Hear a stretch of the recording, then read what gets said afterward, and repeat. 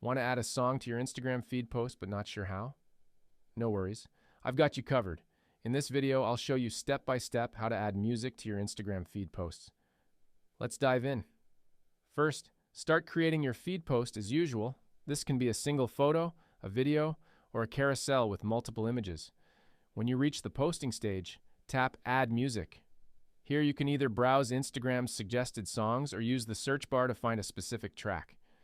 Tap the play button next to a song title to preview it, and once you find the perfect track, tap to add it to your post.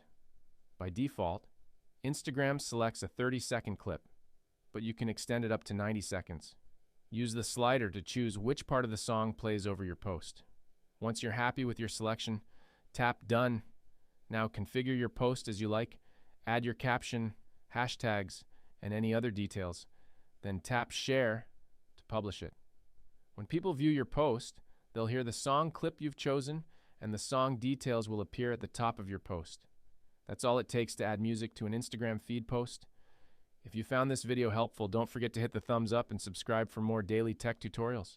Thanks for watching, and I'll see you in the next video.